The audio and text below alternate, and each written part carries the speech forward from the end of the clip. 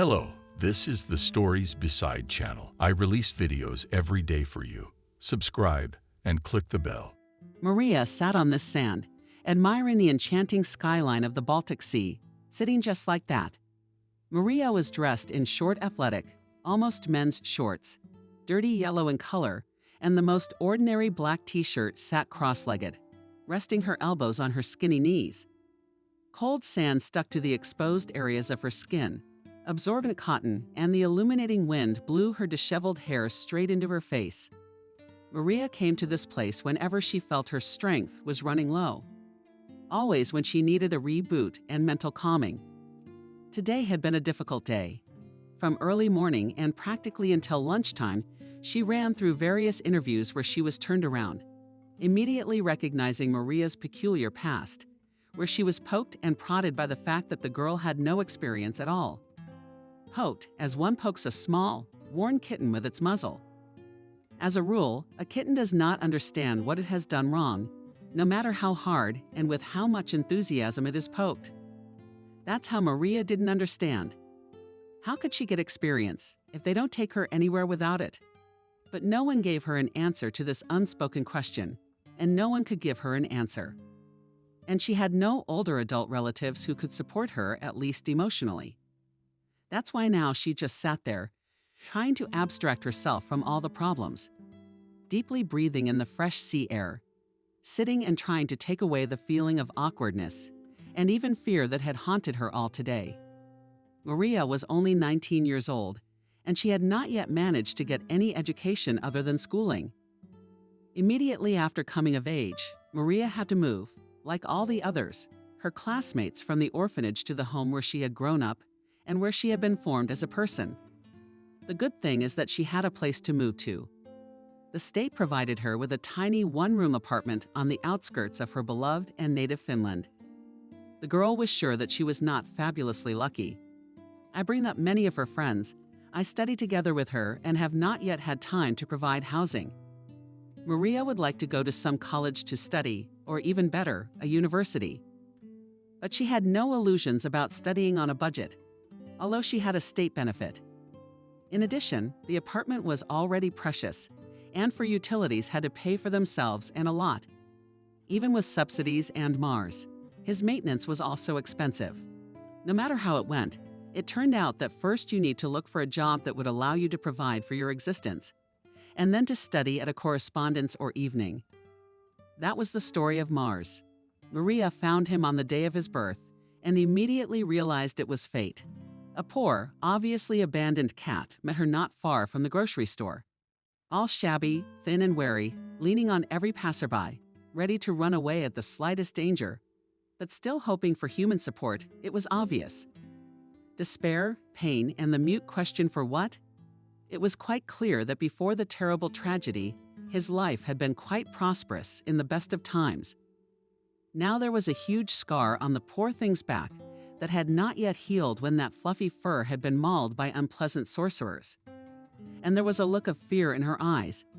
Maria just couldn't pass by this unfortunate sufferer. With her last money, she paid for expensive veterinarian's appointments, and, unable to part with the cat, kept it. So the fate of the girl was determined. Now she had to look for a job as soon as possible. After all, it was necessary to provide not only herself, but also a living defenseless creature that she so unwisely, giving in to momentary pity, sheltered. Since then, several months have passed, and Maria has had time to work at various and even unusual jobs. But for some reason, she never managed to stay long with a job as a hotel cleaner. She was simply fired without explanation.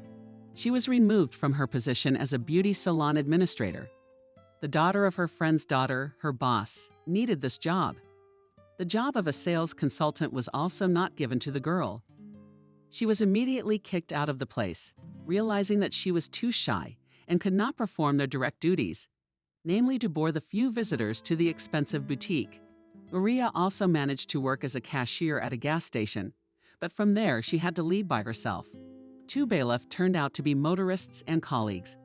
And the night shift in general, the young graduate of the orphanage had real problems from work. Today could have been no different from the previous day. But a miracle happened. and Maria was hired for a new job. Sitting now on a deserted beach, she still remembered how nervous she was at today's interview, how stupidly her eyes ran, and how she didn't know where to put her clumsy hands. And it came out like this. Since the morning of the escape, half the town already desperate, Maria skillfully took to her last interview, not even hoping that luck would suddenly smile on her. She was going to try out for the position of a waitress in a small coastal cafe. The girl had no experience in this capacity, and barely seeing the menacing look of the elderly owner of the establishment, she wanted to leave without starting the interview. But the hoarse lord of the voice stopped her halfway. "Would you care to open your pretty mouth and explain to me why I should hire you? Considering you've never held your nose in your life, what did you expect when you came here?" The owner of the cafe asked sternly. He was a short, thin old man. His bright blue eyes were hidden behind thick gray, wide eyebrows, and thin pale lips were almost invisible from behind a lush mustache. "I'm just looking for a job." "I'm sorry," Maria replied modestly and sank her gaze. She was already on her way out of his office. My hand rested on the round knob, and the only thought going through my mind was God, genius. Just get out of here. Busy. The old man smirked and folded his arms across his chest in a closed posture, not expressing anything good for the interlocutor. Isn't there any more suitable job in this city for such a young and beautiful girl? I clearly indicated vacancies with at least a year of experience. Maria blushed deeply. "Oh, I'm sorry, I didn't notice. It's just that I've already gone through all the websites and newspapers with vacancies. This is my 6th interview today. I'm sorry again for bothering you." She grabbed the doorknob again. But he didn't let her go again. There was a twinkle in the man's eyes. It was either interest or indignation. "Why do you need a job so urgently? Don't your parents help?" The girl, still holding herself by the doorknob, unconsciously pressed it even harder. "I don't have parents. I grew up in an orphanage." She looked at him with some challenge, as if to say, "Well, now you know everything, you can finally send me away." The cafe owner frowned. "Is that so? Well, in that case," he rose from his table. "In that case, how's your learning curve, baby? In a week you can figure out this job wide-eyed." The girl glowed with happiness. "Yes, of course, I'll try my best." The sullen old man suddenly smiled warmly. "Well, that's good. My name is Nick. I'll see you tomorrow morning at 8 o'clock. I'll show you around, tell you all about it. The waitresses will help you with that too. You owe me your passport, medical, and employment records. Do you have it?" "Yes," nodded a completely happy Maria. "Of course I do." She gave the old man the most radiant smile she was capable of. And it was as if he had changed from the evil mutterer whose grandfather had no trace of him. Now a handsome gray-haired man with a smile and slightly tired eyes was sitting in front of her. "Well, Maria," calling her by her first name, he tentatively accepted the resume. "Nice to meet you. See you tomorrow, and don't be late. I don't like lazy people or boring people. Don't worry. I'm used to getting up very early," assured him the girl, and left the cafe with a happy drinking heart. And left alone with himself, Nick thoughtfully nodded to some of his thoughts or memories, picked up the telephone receiver, Dopatopic risky apparatus, standing on his immaculately neat desk and dialing a number, said to his invisible interlocutor, "This is orphanage number 27. I'd like to speak to someone from the administration." "About what? About one of your graduates?" "Yeah, okay, I'll hold." Sure." And Maria, having spent about 40 minutes on the embankment, returned to his home, having passed in order to save money 4 kilometers on foot, and burst into the apartment with a triumphant exclamation. "Mars, Mommy is already home." Fluffy, well-fed cat lazily pulled up gracefully, came out of the only room. Black gray neck glistened, and yellow eyes were still half closed.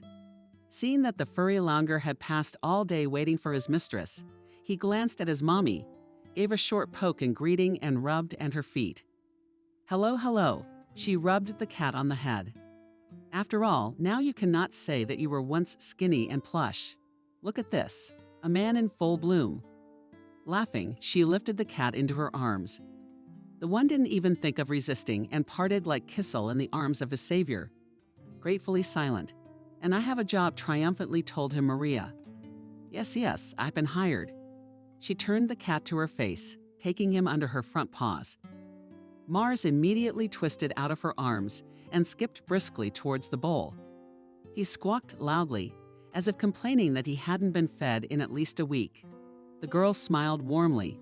Yes, my good man. I need a job to feed you." She followed the cat into the kitchen and opened the refrigerator, pulling out a bag of power food for her pet and a small red-green apple for herself. One would have thought that the girl was on a diet, so she was restricting herself from dinner. But unfortunately, she had no money for more substantial food. Everything went to feed this sick, voracious creature. Maria didn't regret it one bit. So much for the trouble. Having finished the base of the apple and leaving only a couple of seeds from it, Maria began to prepare for tomorrow. She ran to the shower, twisted her short hair into simple rubber bands, and began to sort out her unpretentious closet, intending to look her best. She wanted to really shine. Late at night, Maria lay in bed and twisted from side to side without stopping.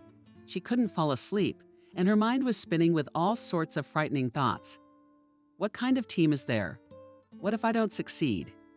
What if I'm cheated? And if to stir her consciousness, the questions did not stop and did not let her sleep. The first day of work, it's the most important one. She finally fell asleep, she thought. It wasn't until the morning. But contrary to Maria's worries, her first day at work went smoothly, even though she wasn't allowed to see visitors yet. But she had already gotten a full understanding of the workplace. Nick seemed like a real bitch to her now. He was muttering to himself every now and then. He noticed even the smallest flaws in the work of his subordinates. And when Maria was already sure that she would not see this job as her ears, the owner of the cafe praised her. He said that she did a great job, and very soon will be able to start a real job with official enrollment in the staff. Maria was not told this rata because Nick promised a decent salary and hinted at possible tips, which she could dispose of at her discretion. The amount that the owner of the establishment named, she had never held in her hands before, and that was for a month. In the other jobs, Maria received at most half of the sum quoted. But not everything was as good as it might seem at first glance. The collective, in which Maria was destined to work, turned out to be not exactly pleasant. Of course, some of these people were quite nice and kind, and some, to put it mildly, they were very peculiar personalities. Adriana, for example. The manager of the cafe was a low-slung, stocky, tightly bunched, middle-aged woman. Her face was pleasant, well-groomed, her manner polite. But all this was only at first glance. If you talked to her closer, it and the new girl Adriana pulled Maria's hand, and she almost dropped the tray shaking in her hands. "Are you deaf?" "No," Maria answered quietly. "Why?" she also asks. "Look at you. Doesn't anything embarrass you?" Puzzled, the girl looked at her hands at her clothes. Then she shifted her gaze to the half-empty hall at this time of day. Most of the tables were vacant, and bored girls and waiters were either flirting with the bartender on duty or scattered in corners in the back room, immersed in their smartphones. "Please tell me straight," Maria finally pleaded. "What am I supposed to notice?" Adriana rolled her eyes due to her small stature. She was looking down at her charge, and if you couldn't hear their conversation, you would think from the outside that it was Maria who was reprimanding her boss as a subordinate. That was the thought that occurred to one of the waitresses bored nearby, and she even shook her head to chase it away. It's an obsession. "Wow, Glitch is amazed." She said to herself, "You could use one of those, couldn't you? Look at you." Adriana, meanwhile, looked at all our girls. They all look like real models. It's important for business. The visitor should be pleasant to look at those who serve him. "What are you?" She carelessly grabbed the unfortunate girl by the edges, her long t-shirts brightly adopted. "Where did you find that rag in a dumpster? How could you dress like that? I'm asking you." Maria lowered her gaze again and examined her clothes once more. She was wearing thin black tights and her most favorite t-shirt with a funny cat face on it. She burst out nervously. "Nick had said I would wear a uniform, and until they gave me one, I dressed as best I could." Adriana seemed to boil over with anger. "I couldn't do it well. tastes absolutely nothing. And at the same time, go take a look at your face. She waved a small, full hand in front of Maria's face. Besides, you need to grow your hair out. You look like a kid. And learn how to do a proper makeup. Ideally, of course, a nose to the forehead. What did he see in you? Oh, of course. How could I forget? Poor, poor, poor orphan. Squeaky, cool, theatrical voice stretched Adriana. Ah, it's disgusting to watch. And the manageress, deliberately hitting Maria with her heavy shoulder, went away to the back rooms. And the newly appeared waitress, and a lump came to her throat, put the tray on the table and ran to the restroom. There she washed her face with cold water and dared to look at herself in the mirror. In the reflection was a young, quite pretty girl, quite short haircut. Beating all the big nicknames of hair was gathered in a small ponytail on the top of her head. Since the hair was short, in the ponytail was able to gather only a small part of them, and the rest of the cheerfully fluttered and were free from the multicolored shrinking rubber band's large green shade. The eyes hid behind hollow and long naturally dark lashes. The plump lips trembled, giving away Maria's last efforts to hold back from finally bursting into tears. She turned in profile, wiggling her nose. It was indeed slightly larger than average. It was a beautiful large nose with a slightly noticeable gorilla. Maria's favorite kindergartners had always told her it was a real Greek nose. The guys, classmates, speculated in jest that she had maybe Georgians or Italians in her ancestry. But all these insinuations quickly stopped already in the 6th grade, when from a small, ridiculous girl, Maria began to gradually turn into a fragile teenage girl. Her unusual beauty silenced the evil tongues, and their owners to seek reciprocity in the first love. Generally speaking, in general, Maria has never been complex about her appearance. But today, after all the harsh words Adriana had said, she wasn't sure that she was really beautiful. Well, or at least just pretty. And that t-shirt god, what was she thinking? Maria shook her head and chased the horrible thoughts away, and resolutely walked out of the restroom into the narrow hallway. She immediately bumped into another waitress. Oh, Maria, I'm sorry. Thank God, it was the most ordinary, simple, and without any special pretensions girl. From the looks of it, she was a little older than Maria herself, and there was nothing in her appearance to catch the eye. Just an ordinary, rather nice girl. Nothing. And you, I'm sorry, let me remind you what your name is. Maria tried to smile across the morgue at the blush in your eyes, Emily. The girl smiled amiably. It's not a big deal. Don't take offense at Dasha.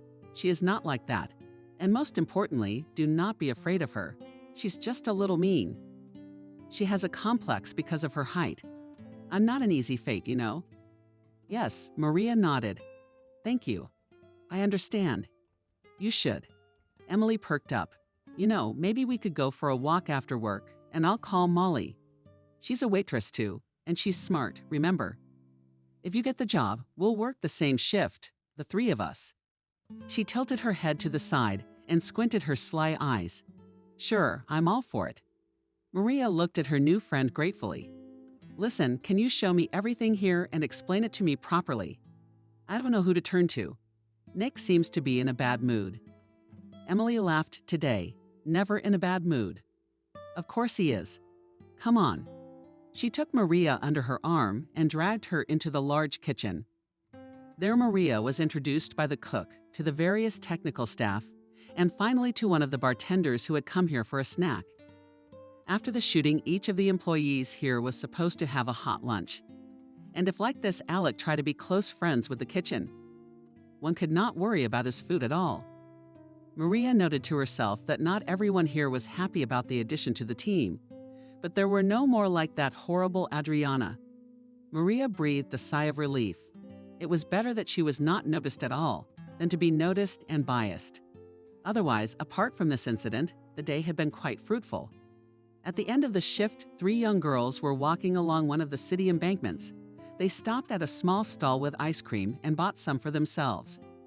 Maria, citing the fact that she does not like sweets at all, did not buy herself a dessert. In fact, she simply did not have money for it, and she was ashamed to admit that she was starving. They sat down together on a bench with a beautiful view of the water and began to talk animatedly. Well, tell me about yourself. Where are you from, and what are your hobbies? Why did you decide to work with us? Emily licked her ice cream with one eye, looking at her new colleague. Oh, I don't know what to tell you. I am the most ordinary. Maria answered reluctantly. Born and raised here. Why did you take the job? Wherever they took me, that's where I got a job. She smiled a little. I always wanted to be a marketer. Advertising, the service industry, has always been interesting. So I wanted to learn how the business worked from the inside. Molly, sitting on the very edge of the bench, lazily raised her voice. Then why didn't you go to school? Why didn't you go to school? Molly was older than the other girls. Tall, slender brunette. Dark eyes looking at the world distrustfully, and at her friends looking down on her. Maria squirmed involuntarily. She was embarrassed. Turned away from her new friends. There is no possibility, she muttered. That's why I need money to work at once.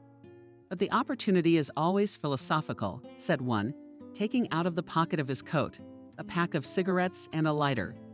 When smoking with Riva, eyes sighed. There would be a desire and brains, she grinned. With brains you can even enter on a budget get any kind of scholarship. Yes, but I have to pay the rent. And I have a gluttonous cat. In general, it's all hard with sadness in her voice, said Maria. Emily came back into the conversation. Almost partitions in the play with their ice cream. But still, what kind of a good soul is our chief? No offense, Maria, but you're not doing a very good job. I mean, work-wise. And Nick took pity on you for being so inept. He's so hard on the others, though. Emily giggled. But please don't take offense again. Molly commented strangely and looked at poor Maria with a sidelong glance. It gave her goosebumps. Why did he take you on so quickly? I remember when I was setting up on my own. It was hell. He's a real pedant in our neck of the woods, and he needs experience, skills. Yeah, he even chases the cleaners around like they should be scrubbing floors and prepping the ore. I wonder why he's so attracted to you. Not to enlighten us in confidence, she turned to Maria and perhaps accidentally, or perhaps deliberately released a cigarette smoke right in her face. Non-smoker. Maria immediately coughed and waved her hand, chasing away the nasty nastiness from the morgue. I don't know. She shrugged off the cough. Maybe she saw potential in me. Don't be ridiculous. Molly glared angrily at the girl. You live with your parents. Why do you pay the rent? Maria answered, trying to make her voice sound more confident. No, I live alone. I have no parents and no one. I'm on my own. Oh, Molly stretched out. That makes sense then. Poor orphans. Maria was taken aback. She had never been reproached so often in her life. Her lack of family, as she had been today, as if it was her fault, as if her orphanhood was somehow her advantage. So, she asked, almost defiantly, I'm worse than anyone else because of it. Did I react faster? No, of course not. What is this nonsense? You misunderstood Molly. She threw a judgmental look at her friend. Oh, calm down, both of you. Lazily muttered Dimka. I didn't mean anything wrong. It just explains such an unbelievable zeal for you, dearie. He's one of yours, too. What kind of ours are they? Maria asked. She was already seriously angry, and in such a state she was ready to fight to the last drop of blood, defending her good name. Of course, she immediately realized what Molly was getting at, but she wanted her to be embarrassed and explain her words. From the orphanage. Not the least bit embarrassed, Molly shrugged. That's why he took you in right away. You told him you were an orphan. I did? Maria marveled. Emily seemed surprised, too. How did you know that? From the camel. Smirked contentedly at the deal. I know a lot of things. You just have to pay attention. She tossed her cigarette butt into the trash can and pulled on a 6, rose to her feet. Well, come on, I've got to go. That day, Maria was very surprised to learn that her boss had grown up in an orphanage. It had always seemed to her that children without parents were unlikely to succeed in life. It seemed that those like herself were not capable of anything more than a simple average life. One day, one of the tutors said something to them, all that stuck in Maria's memory for years and years to come. He said, don't get hit and go to jail. and your life is already a success. Remember, it will be much harder for you not to give in to temptation than for everyone else. Then Maria thought with fear that her life was probably doomed in advance. She stopped dreaming, lost her youthful hope for a beautiful, bright future, and her only goal remained this very not to sleep. Maria didn't even hope for a more favorable life, not until she met Nick in person. He was quite successful. Although the girl did not know how exactly her boss lived, whether he had a family, children, what does he do besides his main activity? But she was sure, this is what success looks like. Yes, he was sometimes quite rude, cynical in statements, incredibly demanding. I mean, he had his own cafe. He's an orphanage boy. He managed to become the owner of his own business, the boss of a rather large team. After this message, Maria had a deep respect for the chief. From now on, no nagging from him could not break this strong feeling of hers. He became her ideal model, a living proof of the fact that even an orphanage orphan can achieve something worthwhile in life thanks to him, because of the mere fact of his existence. Maria had a purpose in life again. I have a dream that someday I'll have my own place. Yes, I will.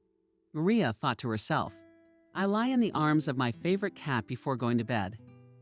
Her days of labor were changing one after another. The girl, engrossed in her new and promising, as it seemed to her, work, almost did not notice how the days flew by, how the seasons changed. She greedily absorbed all the information about the restaurant business, with interest, watching how her boss works. Although Maria was the simplest waitress, she tried to delve into all the intricacies of this activity.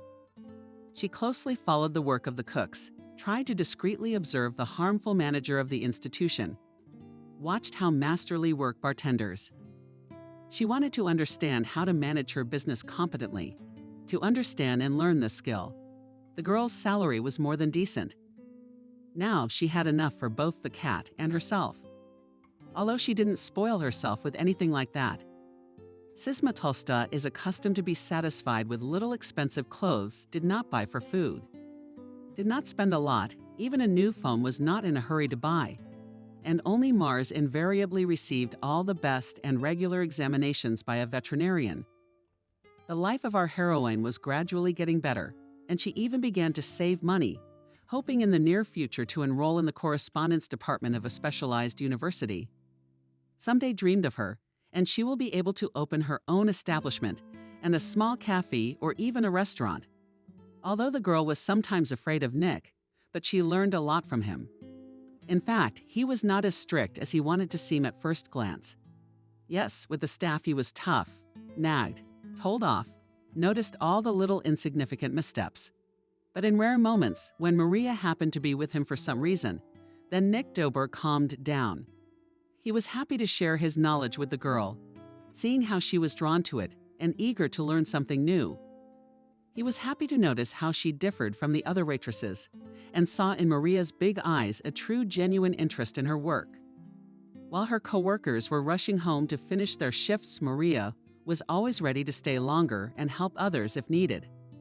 She worked tirelessly, trying to improve everything around her. And after a few months, Nick himself began to consult with the young waitress in some matters. For example, it was Maria who advised the man to introduce a seasonal drink in the menu, which could be obtained for free. After the 5th visit to the cafe, the girl herself took the initiative to advertise the place on the internet. She created a page of the cafe in social networks. Not to mention that every day, passing by a small field, Maria brought a bunch of fresh flowers to work and beautifully decorated the central window. Noticing that the customers were attracted by the unusual interior, she persuaded the owner to buy some small things at the town flea market and arranged and hung them in the hall herself. Then they sewed new curtains. Then there was no end to the various innovations organized with Maria's light hand. At first, I just grumbled squeamishly, more for show. What else did that girl get into her head? And already spend a fortune on the restoration of this junk, which she calls, and vintage chairs. But gradually, there were many more visitors, and Nick was now often in a state of deep satisfaction. But who would have thought it would quietly and humbly turn out to be so creative? More than once and more than twice. The old man praised himself for such a valuable acquisition, smiling into his fluffy mustache and peering contentedly at the provoking waitress. Once in one of the most usual working days, there was another usual for Maria clash between her and the manager. Enraged by something, Adriana quickly moved towards Maria's side. Her eyes were burning with anger and her hands were clenched into fists. Hey you! Come here!" angrily hissed the manager to the gentleman. What did Maria think this time? She was already so used to the way Adriana behaved that not one of that pile of hurtful words that the manager functioned with didn't touch her in the slightest anymore. Oh, and it was obvious that she disliked Maria far more than the rest of them. Why didn't that question have a coherent answer? Perhaps it was some unconscious dislike, or perhaps something else. Figuring out the reasons for her constant discontent, Maria had no desire. What's wrong? Maria lowered her voice, fearing that one of the visitors might overhear them. The customers are complaining about you. I'll fire the hell out of you, shouted the manager, not paying attention to the surprised customers. That with surprise stretched Maria, complained about her. That can't be right. Who? When? I don't believe you, she said firmly, and added, by the way, you have no right to fire me. That's Nick's responsibility. We'll see about that, Adriana whispered quietly. Those 3 men you served last night, that's who complained about you. I'm gonna tell the chief, just so you know. If I don't, he will. He won't worry. Maria's thinking, what other men? What could have been disgruntled? She went through in her thoughts all those visitors that had served yesterday and could not understand who exactly she was talking about. Everyone seemed to be satisfied, she thought, and she was generally right, that satisfied customers could be identified by one simple criterion: the number of tips. Maria invariably left much more for the tip than was left. This she, and annoyed, and even pissed off sometimes her colleagues. But what was she to do? Perhaps it was because she was a little more friendly and a little less arrogant. Trying to remember who Adriana might have been talking about, she suddenly realized for sure it was the same drunken idiots. Last night, just before the cave closed, 3 dubious-looking men had piled into the room. Maria immediately realized that they were already well drunk. It was noticeable not only by the stellar behavior of the men, but also by, respectively, the ambergris that emanated from their warm company. And yet Maria, putting on a friendly smile, approached their table. Good evening. Are you ready to order? The drunkest of the party, and obviously the oldest of them, stepped forward. Get a Coke and a drink, and hurry up. Maria covered her eyes, trying to regain her former friendliness. What exactly can I get you? She reached over to the menu on the table to open the page that listed the alcohol available. Pick something specific, and I'll get it to you in a jiffy. But the man poked at random at the menu and got married, if you will. Maria smiled dazzlingly and was about to move to the coffee bar, and suddenly received a very sensitive slap from one of the customers just below her back. In addition, he once again shouted after her at a run, and loudly and completely horse-like barked. Maria, dumbfounded by such insolence, remained silent and hurried away from the table to a safe distance. She flashed with indignation, went to the bar and said to James Berman, "What kind of assholes are these? I hate them." The guy, not at all distracted from making cocktails, and stretched in response. Yeah, it happens." And Maria continued to resent him. "And we don't have male waiters. What am I supposed to do? I don't want to serve them." She looked hopefully at her colleague. "Maybe you served them." "Oh no, baby," James said. "I'm not that kind of guy. You'll have to do it on your own." Maria frowned and took a deep breath. She took the order for the unpleasant men, and trying not to show her anger, went back to the table. For the next hour, the tipsy customers drank again and again, and it seemed that there was no end to it. They were making noise and behaving in a completely inappropriate manner. The girl even managed to regret that the institution works until the last customer. It had been her idea, but all things must come to an end. When the drunks asked for the bill, Maria was overjoyed. Well, go away, she thought to herself with relief. Leaving, one of the drunken men called the waitress again. "Hey, honey, come with us for a walk. But don't say no. I don't like to be refused." He smiled predatorily and approached Maria almost closely. Poor thing was immediately infected by the thermonuclear smell of alcohol from his open mouth. She instinctively almost vomited. "No, thank you. I need to go home." "Not without me, bitch." He grabbed Maria's arm roughly. "Let's go," I said. Maria stared helplessly. Unfortunately, there was no help from anyone. James was cleaning glasses with a serious face. All the other girls had long since gone home, screaming for help. Maybe a kitchen worker from the street would stand up for her. But he's not here right now either. And Maria, not knowing what to do, blurted out the first thing that came into her head. "Oh, yes, of course. All I have to do now is close the shift." She overpowered as best she could both the nastiness and the feeling of nausea smile at her abuser and twisted out of his flexible clutches. Now, just a moment, freed, she took a couple wide steps back and quickly headed for the back room. The man shouted after her, "We're waiting for you outside." Disgusted, she laughed. He left the place with his buddies. Maria was finally able to breathe.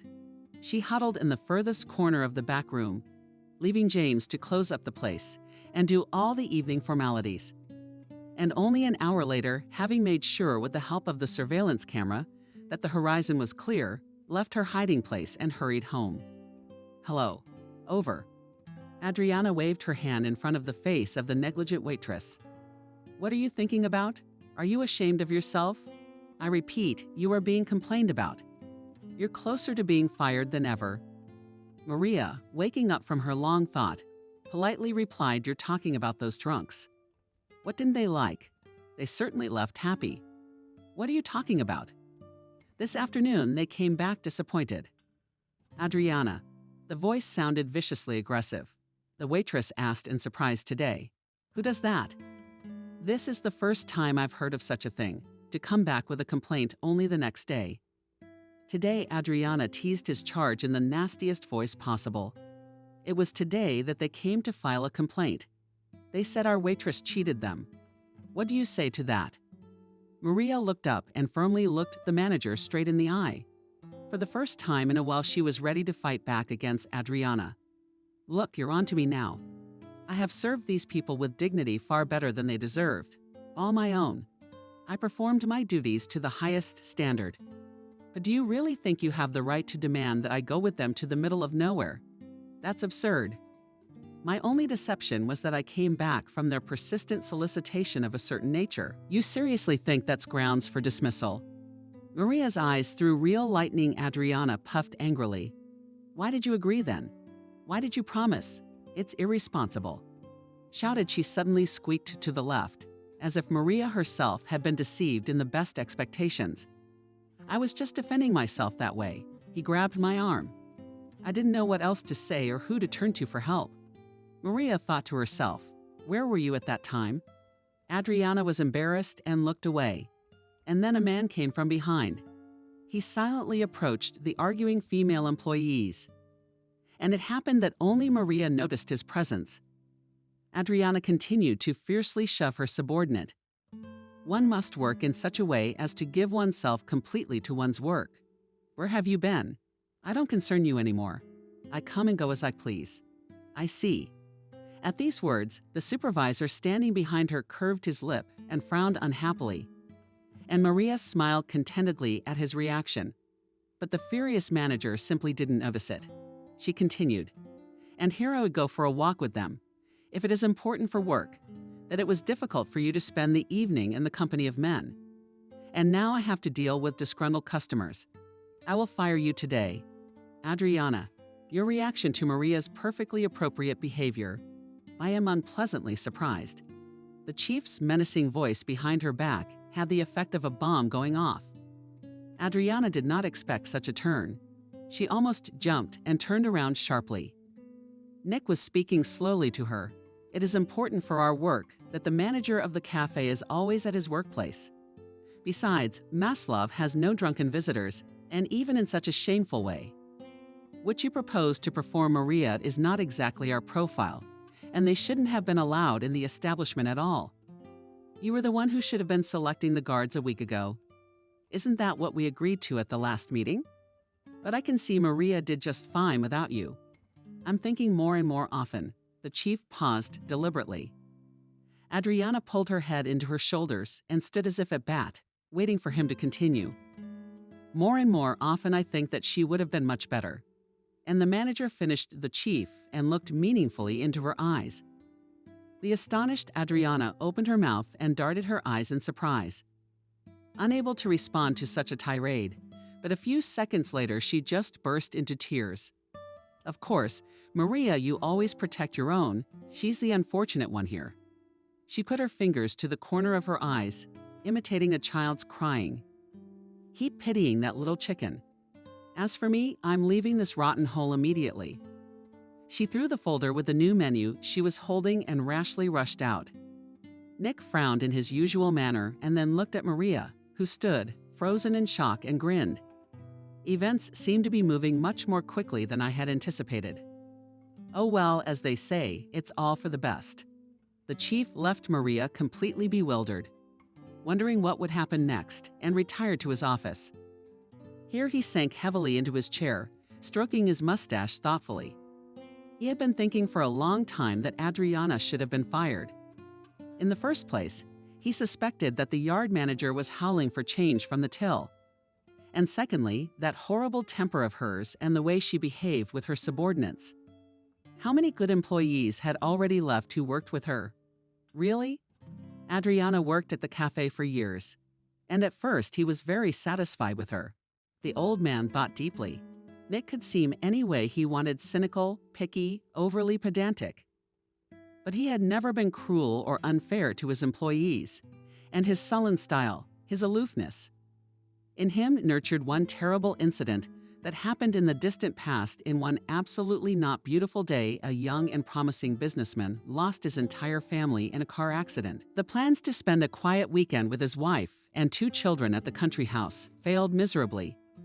When Nick received a call from one of his business partners informing him of a sudden change in his business schedule, he had to cancel the trip, and he assured his wife that he would come the next day by train.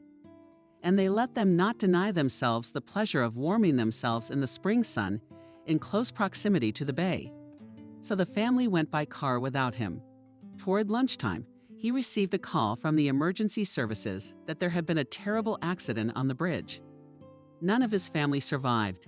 His wife and 8-year-old son died on the spot, and his 16-year-old daughter was rushed to the hospital the next day. That's how he lost all his loved ones in an instant. Failure has haunted him ever since. A once thriving business languished without the attention of its owner, and an entire chain of successful restaurants was run over by fast food giants. And now at the end of his life, he was just a miserable old man, still unmarried, childless, and disillusioned. All he has left is the small waterfront cafe he was the first to open, a 3-room apartment in the center of Finland, and a long-abandoned house on the shore of the Gulf of Finland. He had already given up hope that he could be happy again. But then, at the very end of last summer, this young shy girl came to him for a job. She reminded him so much of his dead daughter. Nick turned on his computer, opened the video surveillance screens, zoomed in on the central hall, and looked at her closely again. This girl is so fragile and so strong. She too has had her share of suffering in this life, just like him, who himself had lost his parents as a very young child. His father died in the early days of the war, and his mother died of cholera in evacuation.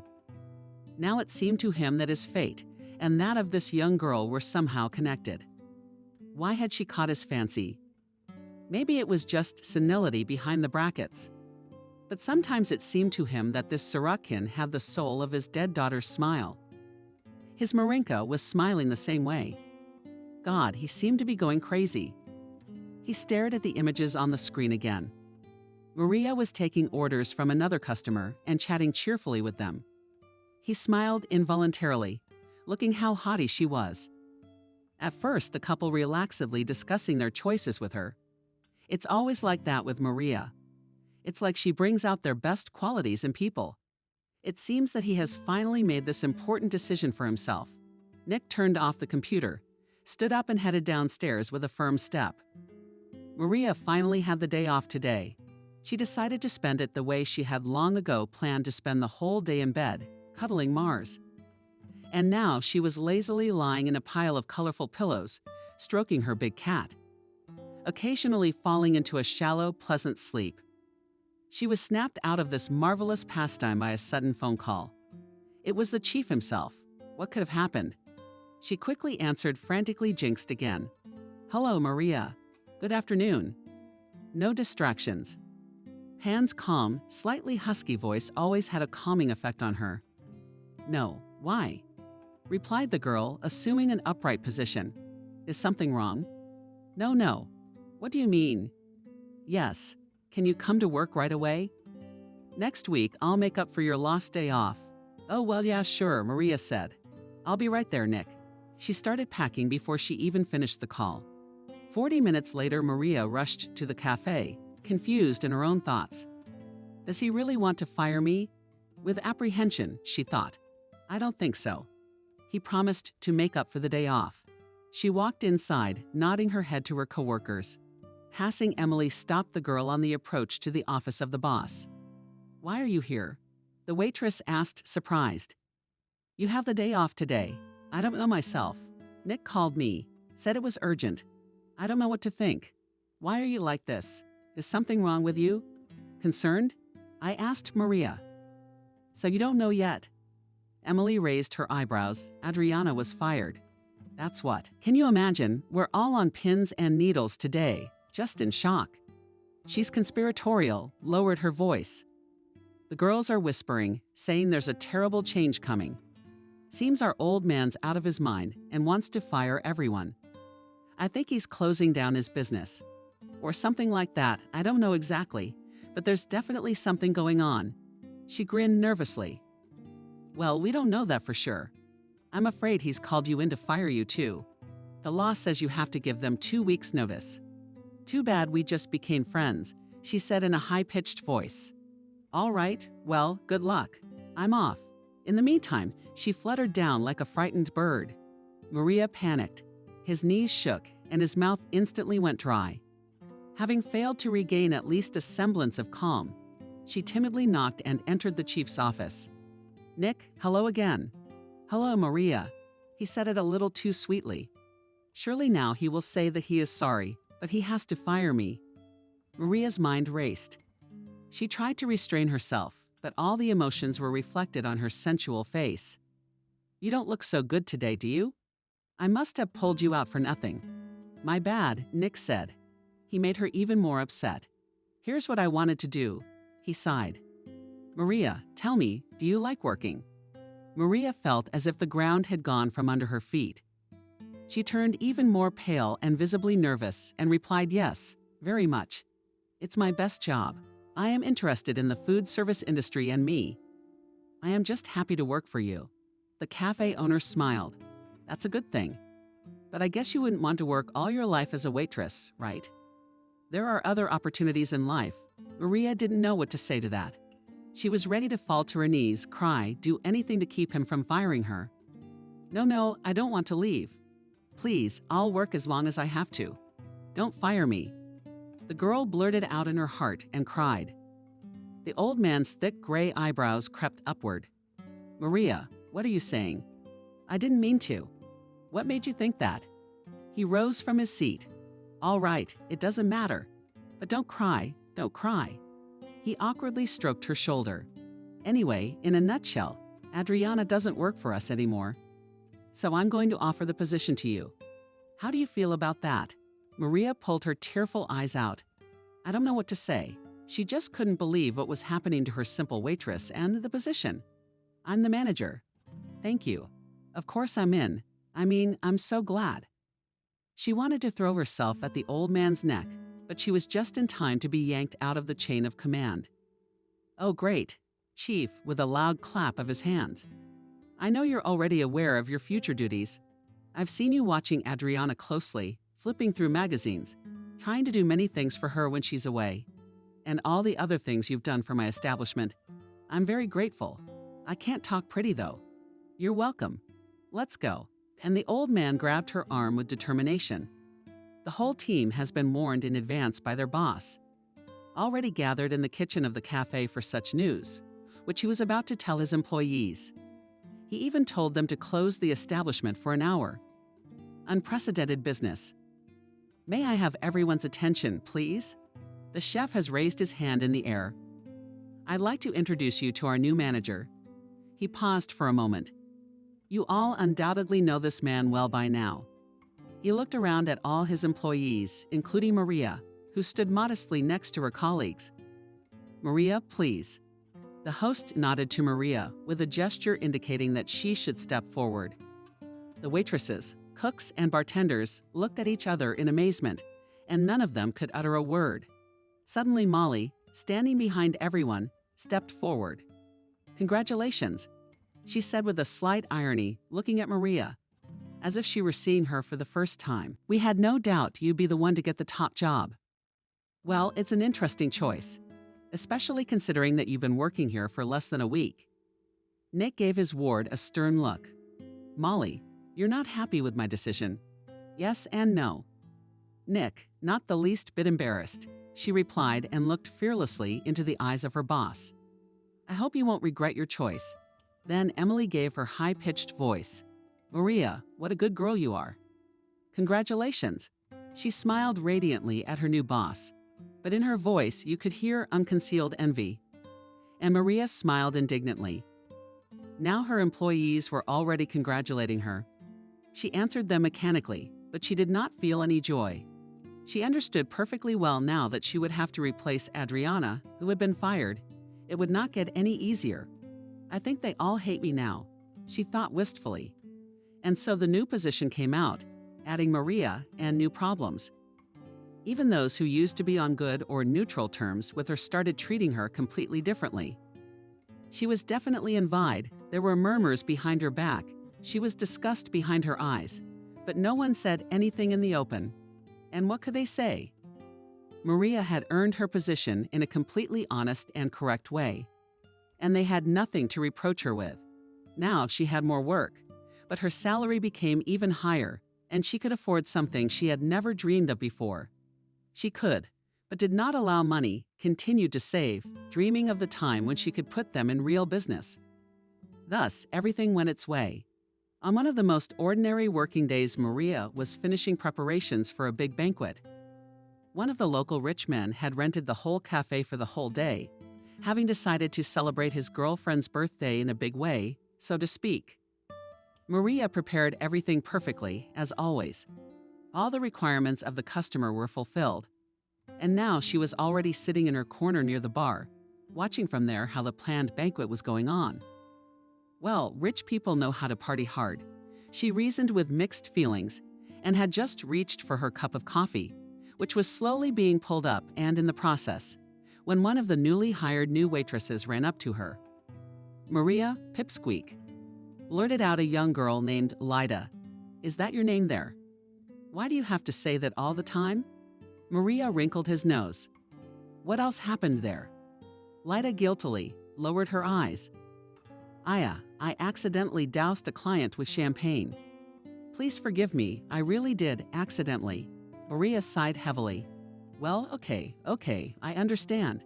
But please be more careful from now on. Lyda smiled gratefully. Thank you, Maria. I'll do my best. Maria counted to 3 and headed in the direction of the disgruntled customer. Figuring out who was who, the victim was quite easy. It turned out to be a young and very handsome man in a white shirt absolutely wet with champagne. His face was skewed by a disgruntled grimace, and his hair emphasized his dark and shiny eyes.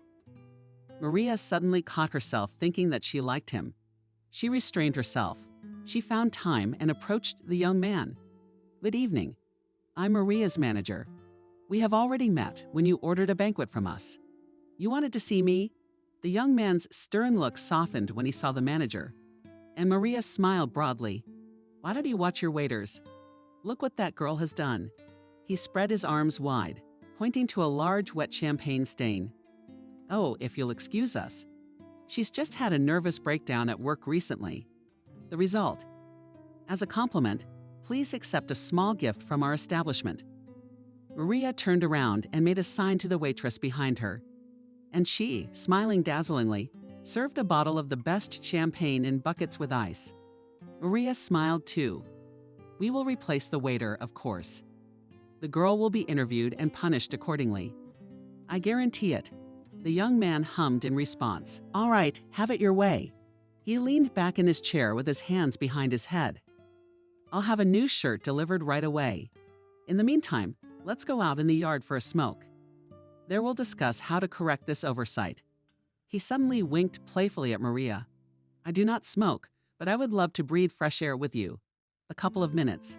Maria smiled politely, reminding herself mentally that the customer is always right, especially the one who rents all establishments for an expensive party. Barely the young people were in the fresh air. The guy lazily and defiantly reached out to spread his arms in different directions. Once he, as a zealous horse, led wide nostrils, greedily gaining air into his lungs, and took out of his pants pocket an expensive cigarette case. Maria shuffled modestly from foot to foot. It was slightly awkward for her to watch him, being so close. She was the first to start the conversation. You wanted to talk about something, didn't you? Can I get you something else instead of champagne?" The guy smoked a cigarette and exhaled a puff of smoke right in the girl's face from the clear smell. She was getting angry, and he laughed. "Excuse me, Maria, but how about this option? I generously forgive you the ruined shirt, and you, in turn, go on a date with me." He waited, looked at the girl. Maria, on her cheek, became words of embarrassment. She lowered her eyes and kicked with the toe of her shoe. A tiny pebble lying nearby. "Wait, you rented our cafe to celebrate your girlfriend's birthday, right? Didn't you?" Your girlfriend's last words were deliberately emphasized. The guy laughed even harder and took a step in her direction. "So what?" He fixed a strand of her hair in a masterly manner. "By the way, I liked you right away. Of course I remembered you." Maria was visibly nervous. She tried to find the right words, but he beat her to it. So, lowering his deep velvet voice, he took her hand in his large, warm palm. "You're going to be my girlfriend." Turning Maria's pink palm, he kissed her dusty one lightly on the side, while looking intently into Maria's eyes. And here are Maria melted like ice cream taken out of the freezer and forgotten in the kitchen. Even when ordering the banquet, she noted the attractive beauty of this guy, his brutal masculinity. Rough and risky, but very attractive features of his tanned face. Maria seemed to float on the wave of her feeling. In a flash, he pulled himself back and mentally scolded himself for such nasty thoughts. His girlfriend is the one she's waiting for. It's her birthday today, and I'm disgusted with myself. She took a step back and said confidently, "No, you can't do that. After all, you already have a girlfriend, don't you?" The guy raised his eyebrows in surprise. "So what?" "She will understand everything perfectly well for her. Don't worry." He held out his hand to Maria on Italy. "And I understand you already have a boyfriend. Or are you married at all? That's not an obstacle either, by the way." He stared into her eyes again, and then suddenly pulled her to him and gave her a long, demanding kiss on the lips. Maria felt the ground fall away from under her feet. The last time she had experienced such a pinching feeling was a long time ago. She had been about 16 then. She made an effort to pull away from her vis-a-vis. "Lori, you're wasting it." She stammered, unable to find what else to say to him. But after a short interval, added almost with despair, "It's just all wrong." Lori hummed, pushing the corners of his lips down. Grinning, he looked at Maria with a new appraising gaze. "Look, have you ever even had a boyfriend?" Maria was embarrassed. Well, no, she was especially embarrassed for the rule of taking her hair behind her ear. "Why?" Lori's eyes rounded in amazement. He seemed to be in complete shock. "Are you serious? I mean, never ever." "In every sense." Maria, unable to contain her smile, giggled softly. "Yes, you got it right. Never. In every sense. Well, you give him a ruse." The young man whistled. "All right, I'll forgive you. I mean for the ruined shirt." He squeezed the cigarette butt between his index finger and thumb and deftly thumbed it forward into the darkness. A jerk. "Olenka's waiting for me." He smiled again, showing perfectly straight white teeth, and disappeared behind the doors. Left alone, Maria took a deep breath, gathering her courage to return to the banquet hall. When she stepped inside, she found Lori already cradling the birthday girl to his chest. Maria was pricked by some new feeling she had never experienced before. Was it jealousy? She began to berate herself again in her own thoughts. Fool. What a fool you are. Suddenly, the ubiquitous Emily appeared from behind. Who's handsome? And he's loaded. Too bad he's busy. Dreamily said the waitress. Maria jumped on the spot from surprise. Emily, why scare her like that? Emily, ignoring the question, continued to admire Lori. No, look at him. Not a man, but a dream. Oh, do you know who he is? No, who is he? Maria inquired. He's the son of one of our deputies. He's terribly rich. He seems to be out of politics, but he has a lot of money. She rolled her eyes in delight. Oh, come on, he's just some idiot. Maria suddenly blurted out. Intrigued by her friend's new look, she, without waiting for her to ask a logical question, told her what had just happened in the courtyard. And I whistled in annoyance. You're so full of it. You've gone off the deep end, haven't you? I should have said yes. No way. Maria said yes. She turned around and headed towards the kitchen. Emily from behind the family followed her, making her endless judgments. Since the day of that ill-fated banquet, several days passed, and Maria finally had a chance to take that extra day off, which the chief had offered her the day he pulled her off the couch by appointing her manager. That time Maria decided not to lie around, to do a lot of things that had been piling up for a long time. Maria, hi. How was your weekend? On the first day of the week, she was immediately greeted by Nick. Hello, I'm fine, thank you. Went to the new store. What did they open? I just bought my cat a new house. She's got a big smile on her face, spreading her arms wide. It's huge, and it cost more than my apartment. The girl laughed resoundingly. Nick laughed back of those cats. I have a kitty at home too. Butterscotch is so cool. It's horrible. And what is the name of your cat, Barsick? Maria smiled. I found him a few years ago at the store, all sick and beggarly. It hurts to remember. The desire to help a poor stray is very commendable. I'm glad my manager has such a bright soul. I never doubted it. Maria was embarrassed by the compliment. She was even a little embarrassed. Why did her boss praise her so much? She all tensed up, preparing for what is about to say, old man, I wanted to discuss with you. There's 2 questions. 1, remember when you found those good suppliers? Well, with the meat, I lost their contacts. Maria exhaled and with relief took out her smartphone and dictated the right phone number and asked, and the second question. The old man was suddenly embarrassed. Maria first saw him like this. He walked around his office and sat down on the edge of the table, stroking his fluffy mustache. The second question, girl, you must have noticed that some of our employees, how to say it, dislike you. Maria lowered her head as if she was guilty. Yes, I have noticed. I don't know how I can change that. Forgive me, the old man rolled his eyes. Maria, I don't like your kindness, honestly. But in some moments you have to be tougher, bolder, persistent, if you will. For instance, remember when Molly asked you to fill in for her? I remember, it was a few weeks ago, the girl answered. I can literally feel it in my bones. Okay, but first of all, you're not a waitress anymore. You shouldn't be filling in for waiters, you know. Of course not. But her sister was sick at the time. I couldn't fill in for her. I couldn't help Molly out. She needed to support her sister. Nick laughed sadly dearly. Dinah doesn't have any sister. And there was another incident. Not too long ago, she sent some friends of hers on your shift. You literally worked the last week before your new assignment. Yes, the old man moved his lips to calculate the date and nodded his head, confirming his thoughts. Well, they came to me personally and praised you, calling you a terrible worker. Well, I know you're not. And I've seen these guys in the company of these guys. More than once, Molly realized they were acquaintances of hers. You see where I'm going with this? Maria raised her head, trying to push away the tears, and quietly replied, I see.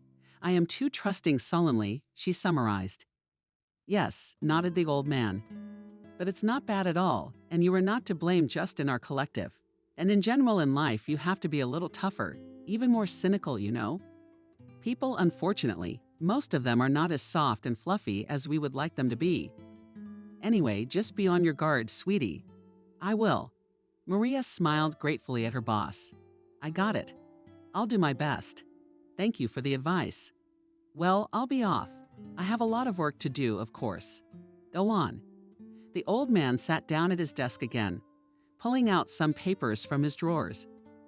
Maria went out into the hall and almost crashed into the elite.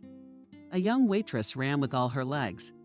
Maria, Maria, I'm just looking for the goalkeeper panting and the girl there asking for you go quickly. Who? Maria asked with a sigh, suspecting that again came disgruntled visitors, but she followed Lida's gaze and marveled next to the bar stood Laurie himself and smiled at her with a full mouth and held a lush bouquet of scarlet roses. Noticing the girl's gaze, he waved to her. Maria, how glad I am to see you. Theatrically, he said and bowed slightly, standing next to her. Lida jumped a little on the spot. Unable to hide her emotions, she quietly. Maria, how lucky are you? How do I envy you? I'm at work for everyone. Maria suddenly barked at her Maria and the impressionable Lida. Dumbfounded, she had never heard the always kind and helpful manager snapped at her like that before. Laurie from Bolivia laughed when he saw the scene, and then came closer and held out a bouquet to Maria. And this is for you. We can talk. Maria preferred to retreat again to the patio away from prying eyes and ears, and nodded to him in agreement. Outside, Laurie was at it again. Well, he switched from heels to toes, and I broke up with Alina. He broke the big news. Now you're ready to go out with me. What do you mean you broke up? Is that because of me? Maria looked at the guy with such hope that he couldn't help smiling. Who else would Queen Victoria be for? You, of course. So you're ready to go on a date with me? Maria repeated his words, running my mind over my prospects. Laurie is richly handsome, successful, and really likes her. Isn't that a real fairy tale? She feverishly pondered over the information she had received. He broke up with her because of me. It's just like in the novels. She smiled at her own thoughts, but another, more down-to-earth one immediately popped into her head. If he broke up with her so easily, with that glamorous beauty, won't he break up with me just as easily? Joyful light immediately went out in Maria's green eyes, which did not go unnoticed by Laurie. Maria, why do you even want to? He was genuinely surprised. Well, I don't even know. It was so sudden and quick, she answered, and in her mind recalled the recent dialogue with her boss, always be on guard. She remembered Nick's words that the guy laughed, showing off his dazzling teeth quickly. How did you want it to be? When is it okay to ask you out on a date? After a year of dating? Oh, stop it already. It's just a meeting. A walk. Call it what you want. If you don't like it, just walk away. Here Maria, though doubting the rightness of her choice, gave up. Feelings and emotions outweighed. After all, this man was so beautiful and so attractive, and reason can wait. After all, she wouldn't have to live alone forever. She gave him a flirtatious smile and nodded. All right then. Laurie smiled victoriously. Great. What time do you finish everything? I'll pick you up. Ciao. He gave her a casual peck on the cheek, waved, and left.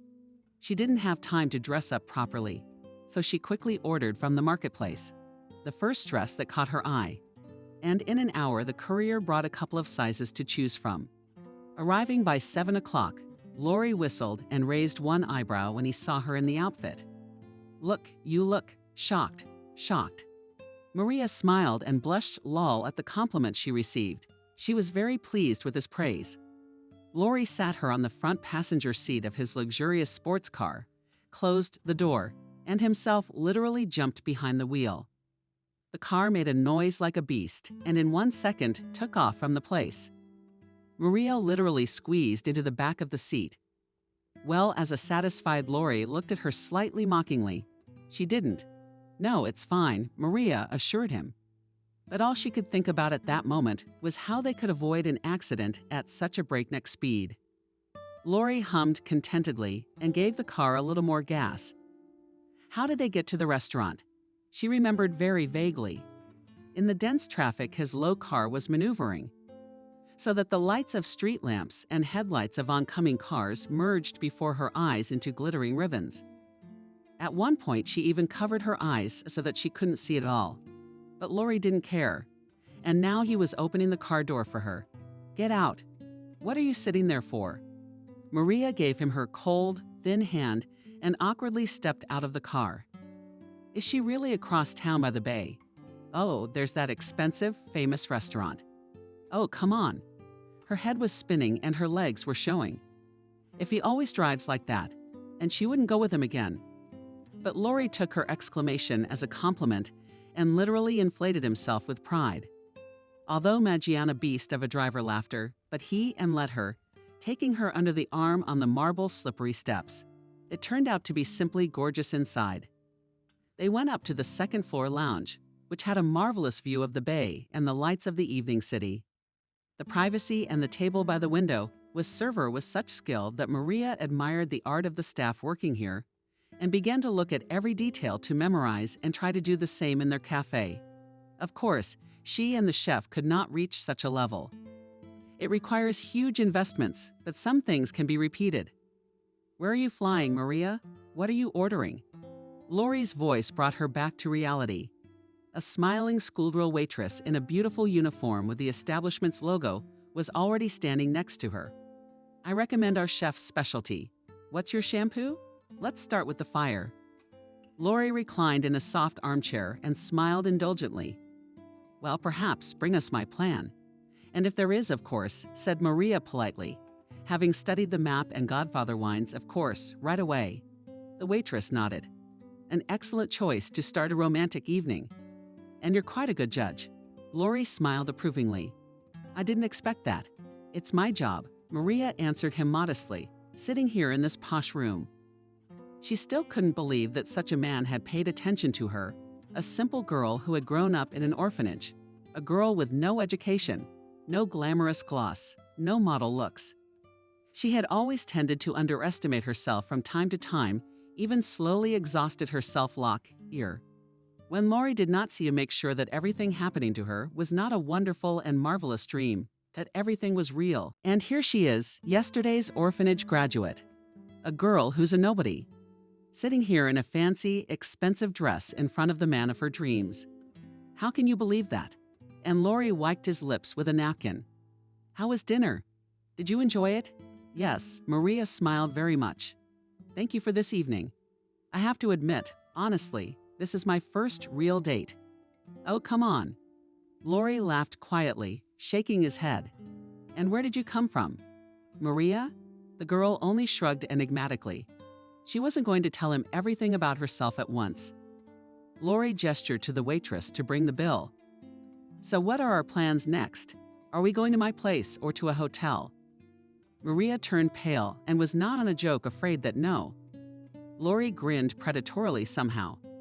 No, what's wrong again? Without looking at the bill, he brought the phone to the portable payment terminal and carelessly threw a couple of withdrawn bills on the table as a tip. Maria, how stupid is that? I've already broken up with my girlfriend, like you wanted. What more do you want? Maria got up from the table after him. I don't want anything. I won't sleep with a man until I'm married. It's my principle, if you will. And I won't cheat on him. She took a small black loaf in her hands and already headed for the exit from the restaurant. But Lori caught up with her in 2 jumps and pulled her sharply to him. What are you doing, silly? He kissed her neck and ran his hand down her smooth and open back. Don't be silly. Let's go. I'm not going to hurt you. Everything inside Maria turned upside down, too, from his closeness, his scent, and his hot breath. But she found the strength to pull the insolent man's hands away from her. No, Lori, I'm not going anywhere. I'm sorry to waste your time, she pondered, searching for the right words. Please understand, I just can't. Besides, I have a cat at home alone. She threw one last belittling glance at the young man and literally ran downstairs to duck through the saving door of the women's restroom. Here she took a breath, refreshed, and ordered a cab. Puzzled, Lori remained standing by the stairs. So she has the cat all to herself. He hummed and suddenly laughed loudly. Maria returned home, flooding and bitter tears. She was in pain, hurt that Lori had mistaken her for such an available doormat. She threw off her annoying, stiff shoes and was in her bed in a flash, burying her face in her pillow. All morning she'd been tearing up all morning, choking on resentment, not giving her time to recover. She grabbed herself by the hair. What's wrong with me? She really didn't understand why Lori was acting this way at the master's cries muffled by the pillow. A concerned Mars came over, pulled in next to her, and snuggled his muzzle against her cheek and fell silent. You're the only one who loves me. Maria, wiping away her tears, the girl said. She fell asleep in a luxurious dress in the arms of her favorite cat. The next day, intrigued and friends, time and again asked Maria how her date went. Natalia waved off their annoying queries. She had not the slightest desire to discuss Lori, especially since he never showed up again. And he hadn't even called back to see how she'd gotten home. It wasn't love. I summarized the results of the failed date. Maria, and forbade herself to even think about this rich bastard. In recent days, Maria spent more and more time with the chief. He paid a lot of attention to the training of his new manager. They also drank coffee together, tasting new dishes to decide whether to introduce them to the menu or not. Just chatting, discussing their favorites, strategizing about advertising and other working points. Today, Maria was coloring in Nick's colors about her next idea. Suddenly, there was an insistent knock on the office door, and without waiting for an answer, Emily unceremoniously stuck her pretty face in the open door. Maria stretched out the waitress, trying to observe business etiquette. It's like that in there. You won't believe it. She couldn't stand it. She habitually switched to the first name. What? What happened? The manager got up from her seat. What happened again? I'm worried. There's your boyfriend again. She giggled happily and said that yes, go and see for yourself. From impatience, she has already completely leaked into the office of the chief and pulled Maria. The girls and I are shocked. You do not even think to not be a fool and better agree. Considered all the way up the stairs as a waitress who understands nothing Maria. Jan, stop please. She begged at last. What should I agree with? Oh, now you'll see for yourself. Delightedly giggled Emily and literally pushed her into the hall. Seeing what was happening there, Maria involuntarily shrieked quietly in the middle of the room. Lori stood there in a light-colored suit without embarrassing the numerous customers. Next to him was a huge basket filled with an unimaginable variety of flowers. Behind, along one of the walls, was a small orchestra. Seeing Maria, Lori waved his hand and the musicians played an enchanting melody, and he went up to her and got down on one knee. In his outstretched hand was a red velvet box. Maria, my dear, I thought about what you said. You are absolutely right that someone like you cannot be taken lightly, so I've made a decision. In one fell swoop, he opened the box and inside glittered a ring with an impressive stone. Will you marry me? Sneakily, he asked. Maria froze like an ancient statue, or an enchanted princess from a fairy tale, on whom an evil sorceress has cast her terrible spell. Almost all of the available staff had already piled around, and even some of the visitors from the kitchen were interestedly peeking in, the technicians and cooks. All of them were hungry for more than just bread and spectacle. The people froze, just like Maria herself, waiting for her answer. Maya, I don't know. I'll wait now, please. She suddenly blurted out and rashly rushed back up the stairs. Nick, in desperation, screamed Maria, burst into the familiar office. Nick, you're the only one. Can you help me now? What the hell happened? My God, my God. The owner was alarmed and got out from behind the desk. What is it? He put a trembling arm around the girl's shoulders and gazed into her face. What's the matter with you? He brought the ring. Maria said in a trembling voice. Who is this rich bastard? Yes, he proposed to me. Now he's still waiting there. Please, I beg you, tell me, what should I do? I have no one else. And Maria burst into tears, burying her face in the old man's shoulder. Come on, my little girl. I'm touched. The chief stroked her head with his rough palm and coaxed her. You did right to come for advice, didn't you? I've lived my life. I've seen a lot. I can see right through people like that Lori of yours. He lifted her face by the chin. You shouldn't agree, he said firmly and frowned his bones and eyebrows. Otherwise, you might regret it bitterly later. changed beyond recognition. He spoke with such trepidation in his voice, with such evidently audible and sadness, as if he were instructing his own child. Now go and take your fate in your hands and think hard about your decision. Don't chop off your shoulder, he told her lastly. Maria felt dizzy and her eyes darkened. For a second, it seemed to her that two different beings were sitting on either side of her shoulders, each whispering advice to her. One of them was saying, "Of course, go for it, you fool. Such a chance falls once in a lifetime to let you go, and you'll never meet such a man again." And the other soberly said, "Do not jump into the maelstrom with his head. If he really loves you, he will understand everything and wait until you are ready." And here she stands again, in front of him, already visibly nervous. What did she present? He laughed, trying to hide his disappointment after her flight. "So what do you say to me, darling? I love you and I want you to be my wife. What else do I have to do to get you to say yes?" I said it quietly. I think she saw with her eyes. The hall, frozen in anticipation. Then she looked into Lori's eyes. In them she saw what she wanted to see: boundless love, expectation, hope. "Of course I agree," said someone suddenly, as if from beside her, as if in her place. And she herself had not yet had time to realize anything, as all around shouted yea. Itter, and a small orchestra played some bravura music. The hall simply exploded with applause. Visitors and employees smiled and congratulated the lovers. And already she has a huge ring on her finger. Lori hugs her by the shoulders, kisses her on the lips in front of everyone, and only crashed into memory unpleasant dissonance. A maliciously unpleasant stare, a day apart from that first kiss that happened on the patio. That public kiss and the shocking engagement that followed was only the third in her life. The very first, it had happened as a teenager in Maria's native orphanage. Mike, her young lover, was a peer and classmate of the girls. When did they realize they liked each other? They were both 16 years old. Teenagers were shy for a long time. But one day, burning interest and sincere feelings outweighed, and hiding somewhere in the background, the guys kissed for the first time. And then their relationship failed to fully develop. Mike left the orphanage a couple weeks after that kiss. Unlike Maria, the guy had parents, but at some point they were deprived of parental rights.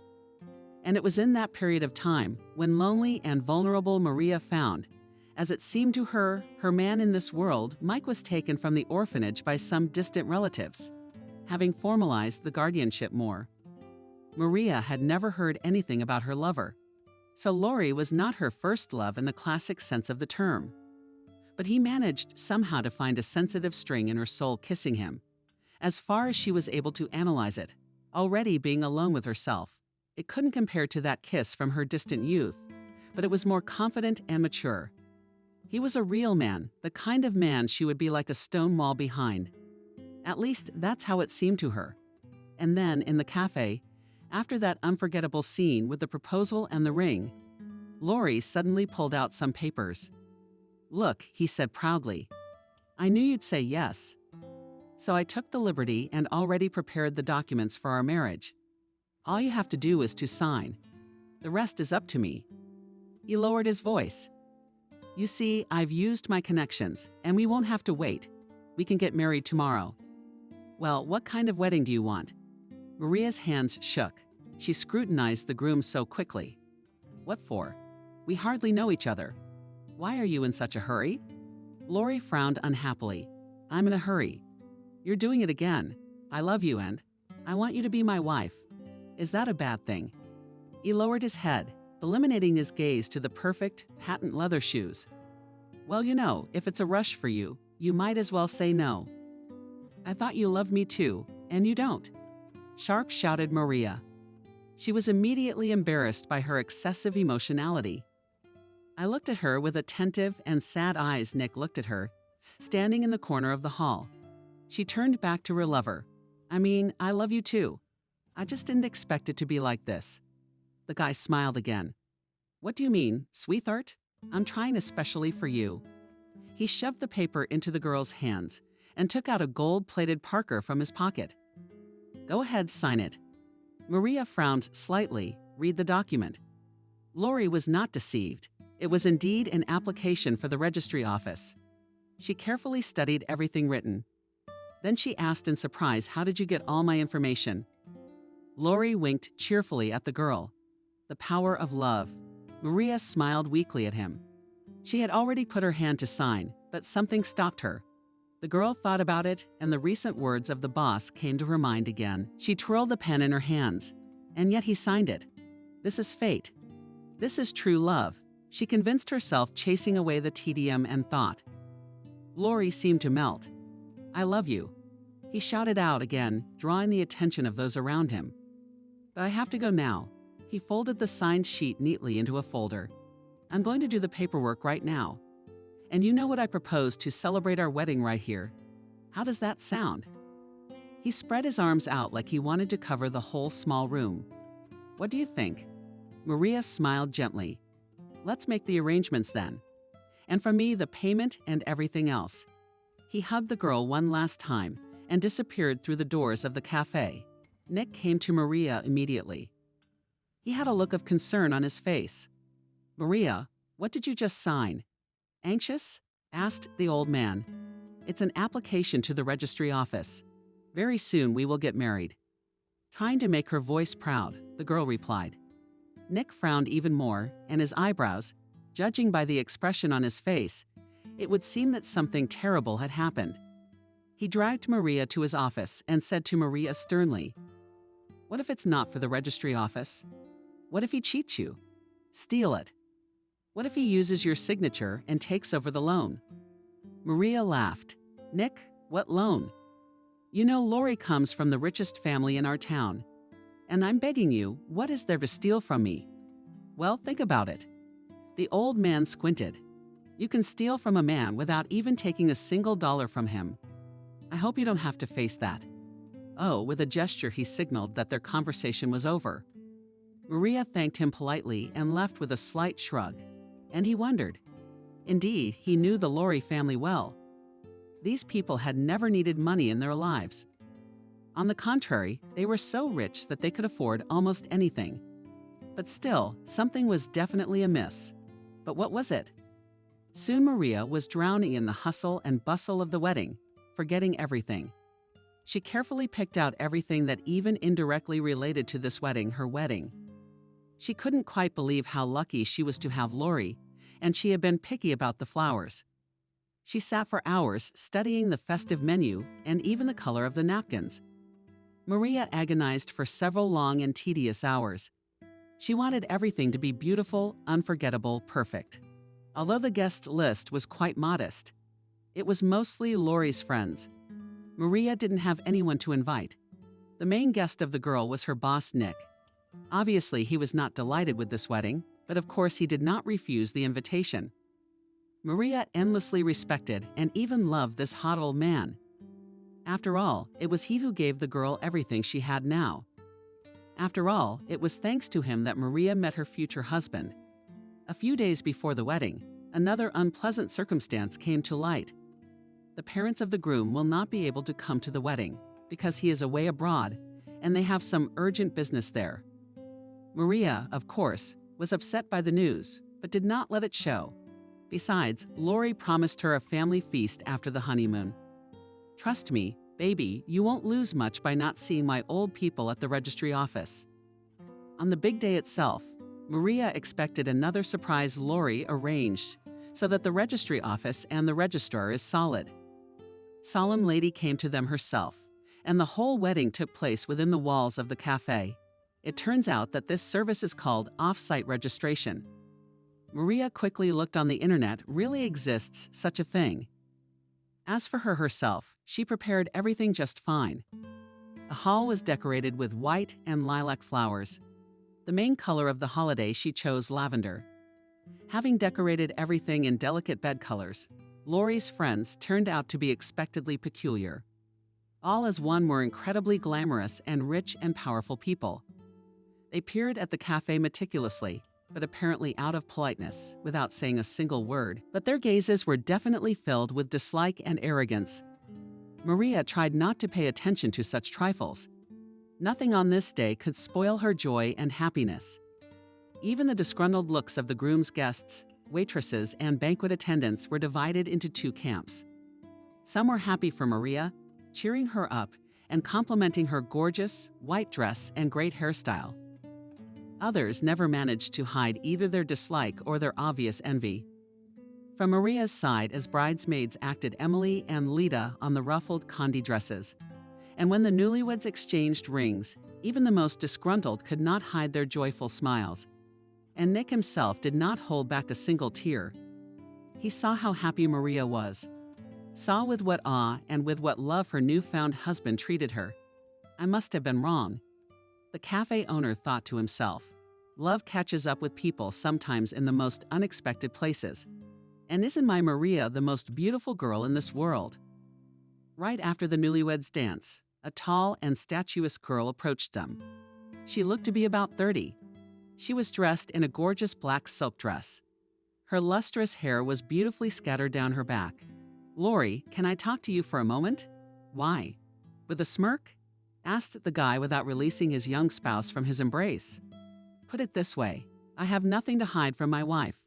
And he laughed merrily, looking Maria in the eyes. Maria was embarrassed. "Well, if it's something important?" "No," said Lori. The girl who approached them pressed her lips together with a long and attentive look, looked into his eyes, and then said, "Okay, I will tell Lori. Please, think properly about your married life." She chose her words carefully, and Maria realized that there was nothing this pretty girl could say directly. You know, living people are not toys that can be used and thrown away for uselessness. She finished mysteriously, shook her head, and walked away. Maria was wary, but Lori laughed merrily. "She's just jealous, chasing after me, and you and I have to go to the hotel." He looked at her with a look that was bashful and modest. "What about the guests?" almost pitifully asked Maria. "What about the guests?" objected the man. "They are having fun without us, and they are waiting for us." He whispered something in her ear, and Maria giggled shamefully, lowering her eyes into the bright sun. And Maria wanted to jump up immediately. After all, the first thought that came to her mind was about work, and that she had overslept. But immediately she remembered yesterday's wedding. Then last night. Without opening her eyes, she smiled sweetly stretched and found no one around. Alarmed, Maria climbed up on the bed, looking around. Lori was nowhere to be found. She looked the room, quietly called to her favorite, but there was no answer. Then she carefully got up, returned to the sheet, and went in search of her husband. For the room was simply huge, but in the living room and in the bathroom he was not there either. The young wife's heart was pricked by some unpleasant feeling, a hunch. But Maria quickly dismissed the silly suspicion, thinking that Lori might well have gone away, for example, for work. As it was, on the coffee table she noticed a small leaf, and on it was written her favorite. "Good morning to me. Urgent to leave. Important business. I'll meet you later at lunchtime at your cafe. Love kisses all your." You know, she read the note and smiled at the memory, and blushed again. At the cafe, her appearance created quite a sensation. Everyone congratulated her again. The girls giggled and asked questions, and Molly was the only one who asked coldly, "Why isn't she in the Maldives yet?" Maria answered her with a contemptuous smile and promised herself to fire the bitch at the first opportunity. Then she checked her current affairs, drank coffee, and couldn't find anything else to do. Today, she was being replaced by Emily, whom she had been grooming for the position of her deputy for a long time. After all, life as a married woman involves all sorts of unexpected twists and turns. Maria smiled again at her thoughts. Yes, she was definitely ready for any twists and turns. And this joyful feeling gave her new hope. Toward lunchtime, Maria began to worry. Lori still hadn't written anything. She was too shy to write or call, in case she distracted him from important matters. Several hours passed, and when the sun began to sink, Maria began to panic. Lori still hadn't shown up. Maybe something had happened to him. Nervous, she tried to call her husband, but he didn't answer the incoming call. The young wife's hands were shaking with fear for her spouse, and in her thoughts various horrors began to loom. Then the front door of the cafe opened abruptly. Lori appeared in the doorway, surrounded by a group of his friends. Maria was happy. "Jesus, where have you been?" "You're all right." She rushed toward him, but stopped abruptly halfway. Standing next to him on his right hand was the very girl he had dated before Maria. It was her birthday that the company of rich men had celebrated at this cafe. It was at her birthday party that Maria had met Lori. She froze in place, trying to figure out what it all meant. The rarefied company didn't seem the least bit complex. Quickly seated at a vacant table, it looked like all of them, including Lori, were already tipsy. The former Lori asked Maria with a chuckle, "Well, young ear, would you like to offer your husband's guests a table?" and laughed loudly, tipping her head back.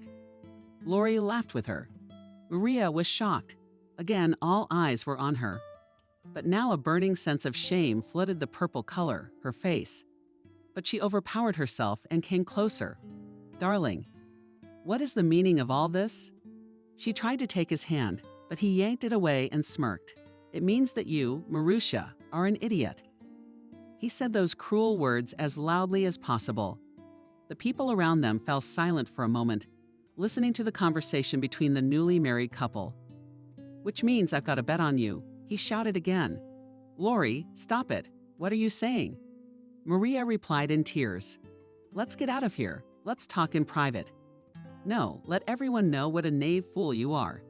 And the guy volleyed in a glass of whiskey and went to the center of the hall. "Listen up, everybody," he yelled, smirking. "And I bet a tidy sum that I could put this one down. Didn't touch it in bed." In a drunken frenzy, he broadcast to the crowd. "Have you ever seen a nun like her? You'd be hard-pressed to find one. I lied to her about breaking up with my girlfriend, and she wouldn't let it go. I took her to Puppies, expensive restaurants. I had to cheat anyway. I forged documents and everything so that the stupid orphan would think that I really married her. Of course, that wedding was a farce of a fake. There's no way I'm marrying someone like you. A practical joke. What did you imagine?" He gave Maria a scornful look. "I'm not going to get married at all. I just had to win that bet. That's all. And now you've served us like a restaurant's doormat. Because you are a doormat now. Imagination sucks. Come on," he insisted, coming almost right up to me. "Come on. Or have you forgotten how you did it last night?" Smiled, looking unhappy straight in the eyes, and she was already shaking all over and tears appeared in the corners of her eyes. She opened her mouth to answer, as suddenly there was some kind of a clap, and all the visitors in a panic began to scatter. Where to? Leaving their belongings lying unattended. In the center of the hall was suddenly Nick himself, and he had a hunting okut in his hands. Lori's company, momentarily oblivious to the fun, poured out of the room in the front rows, abandoning their leader, subordinates hiding in corners. In a few minutes, only Lori and Maria remained in the center of the room. After the first shot in the air, he hissed, turning to Lori immediately and apologized to the girl. He pointed the barrel of the gun directly at him and apologized. "And yes, you will marry her," firmly said the old man. Lori laughed loudly, throwing his head up, but there was fear in his eyes, although the guy did his best not to show it. Maria slowly approached the old man, reading in his ear, he's not worth it." The chief did not answer her anything, only impatiently drove his shoulder in fear of her hand, and did not lower the gun. "Where are you? Are you out of your mind? Fuck you, you Marasmus." He spat under Nick's feet. "I'm not marrying your chicken and fuck off. I'm all the way out of your nut house." He made a move to leave, but the stern voice stopped him again and apologized to her. "And fuck you," shouted back the frightened Lori. "Shoot, you weakling, shoot, and then my parents will do this to you." But Lori didn't get a chance to speak. Another shot rang out. Nick was aiming at the floor next to the bastard's legs, but accidentally hit one of his limbs. The downed young man howled in pain. Maria howled in terror. The cafe workers ran out of their hiding places. Nick slowly approached the guy lying on the floor. "You apologize and marry her," he repeated stiffly. He looked around at his staff and tossed carelessly, "Call an ambulance for this scumbag." The old man spat at Lori and disappeared through the door of his office, leaving everyone completely bewildered. Maria rushed after him. Nick, Maria ran into the office, falling to her knees in front of the old man. Thank you. Thank you for standing up for me. But what happens now? What's gonna happen? You'll go to jail, won't you? In tears, she screamed. The old man lifted the girl up, sitting her down on a table nearby. Come on.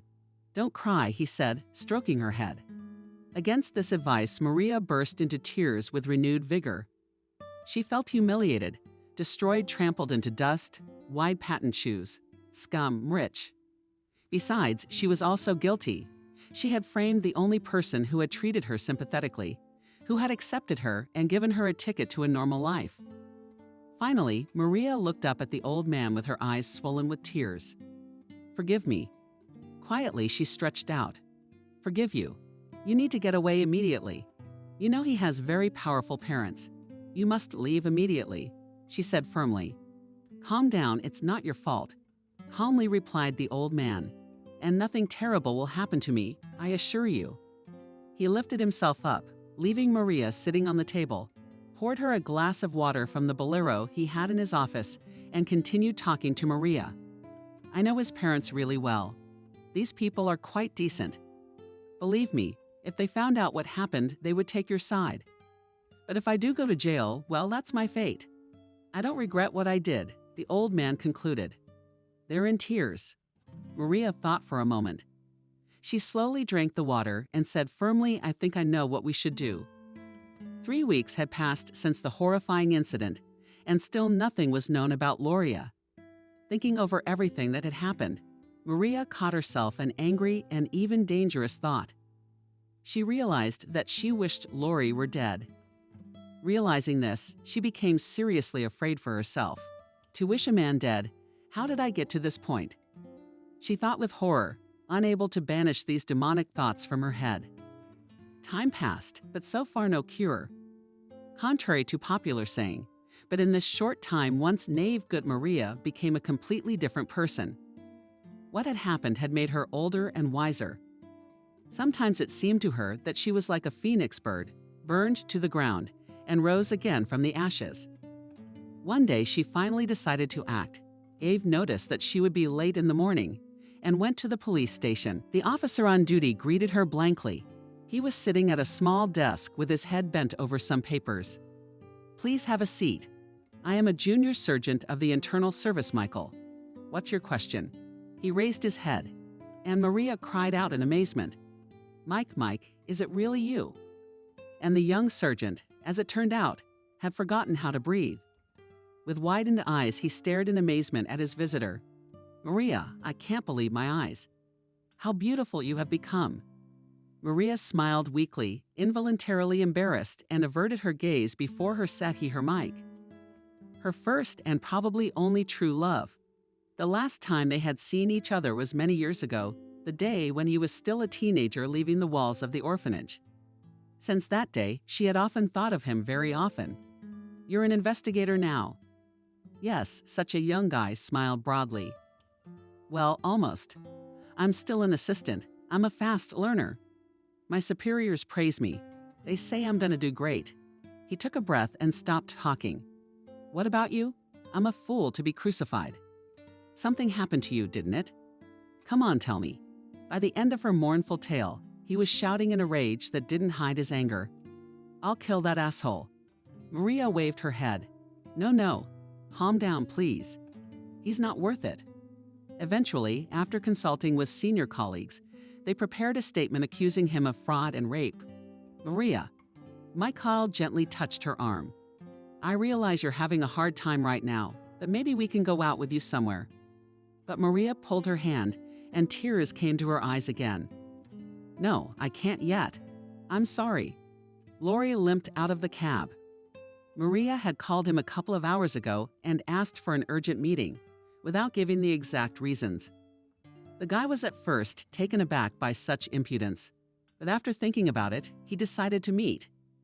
He immediately called his friends, inviting them to go together to mock this bearded beard. He cheered them up, but most of the warm company of majors did not want to get involved in the story again. In the end, only 2 people wanted to go with Lori: his girlfriend Helen and a buddy named Jacob. Helen helped the guy out of the car, holding him by the elbow. His leg was still in a cast. Jacob was shy in the bright sun, standing already near the door of the cafe. Lori hesitated, looking at his girlfriend. "Why do you forgive me everything?" He mentally asked this question to himself when the door to the cafe opened. Lori prepared to shout some nasty remark about his fictitious wife, but froze in place in the hall in the company of Maria and that fictitious old man who had almost shot him, sat his own parents.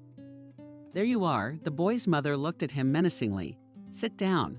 She pointed him to the seat beside her like a schoolboy in a Skoda. Lori slowly lowered himself into the seats offered to him. He turned around.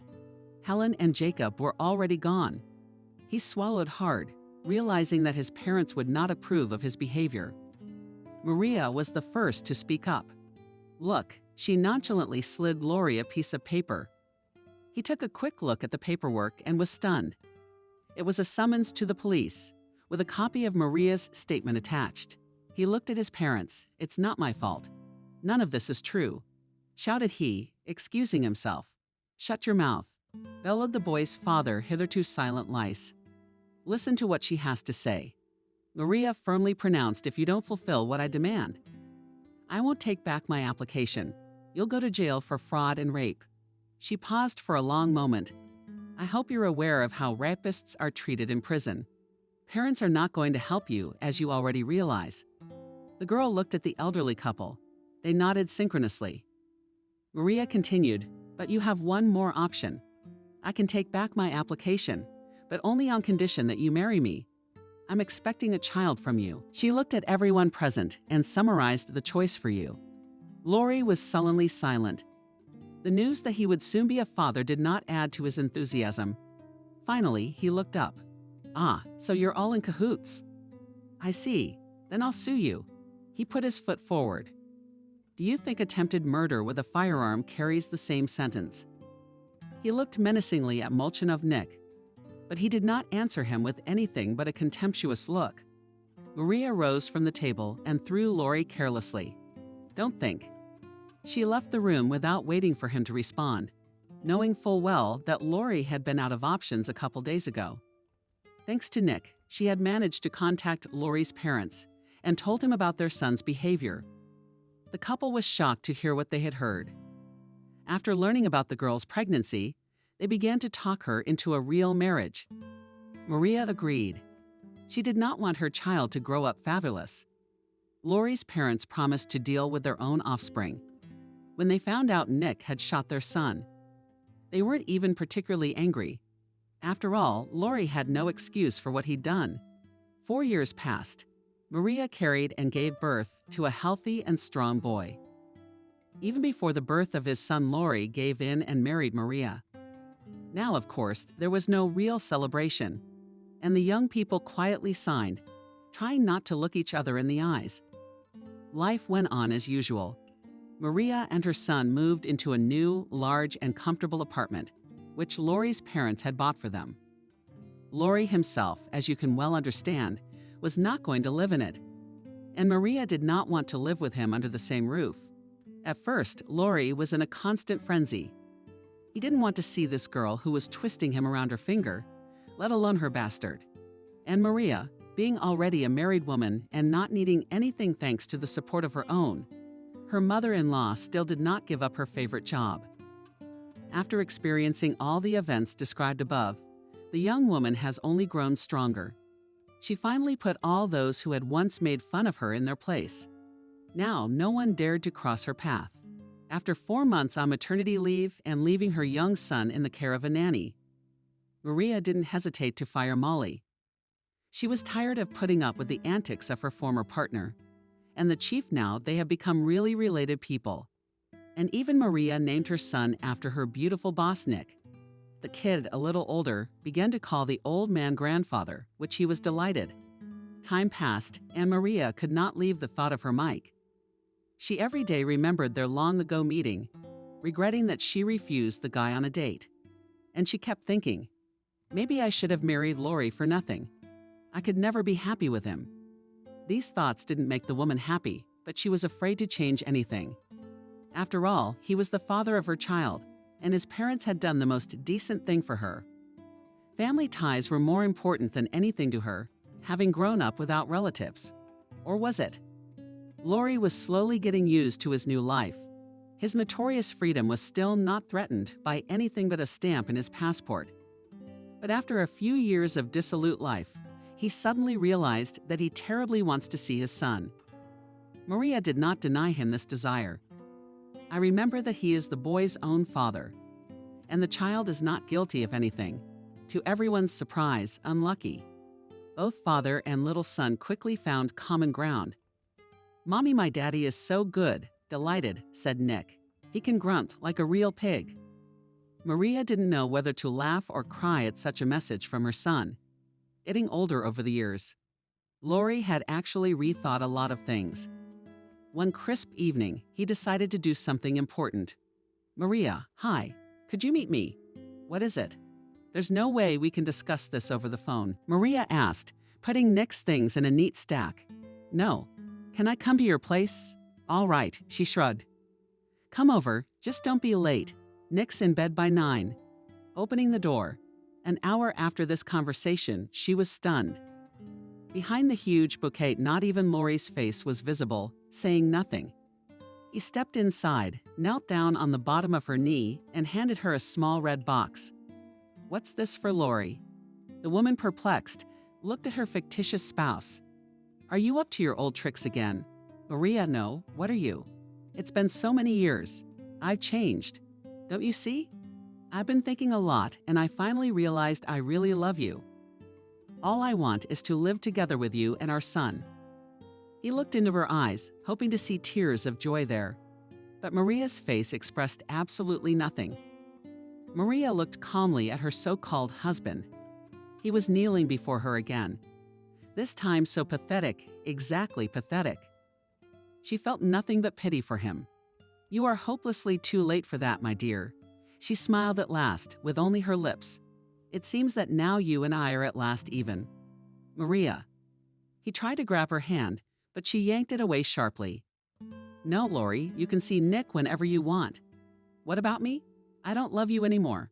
I don't think I've ever really loved you. I'm filing for divorce tomorrow." A leisurely gait.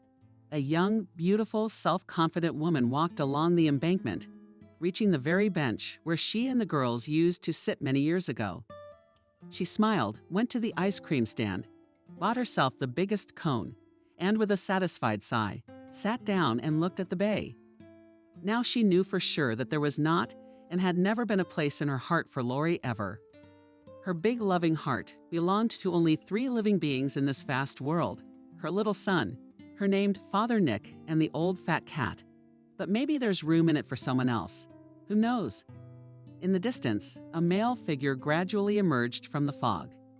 It drew closer, taking on a familiar shape, and finally became fully embodied. "Maria, hello. How nice to see you. How are you? What's new with you?"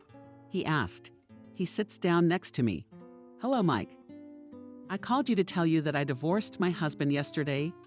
Maria smiled. "And if your heart's still not in the right place, maybe we could go out." "Definitely go out." He smiled happily. A year and a half later, the same embankment again received these two, but already in the company of a pretty pink wheelchair and a completely gray-haired, but still very cheerful and confident man. The whole company was leisurely walking along the bay, every now and then peeking into the cute transportation and succussing with its passenger. Reaching a kiosk with ice cream, they met a tall, handsome man who brought a boy of about 7 years old and handed him to them from hand to hand. The happy family slowly left, and the boy after some time turned around and waved to the man, and he answered him with a smile, waved back happily, and then did not leave, but stood in one place near the ice cream stand and looked after them for a long time.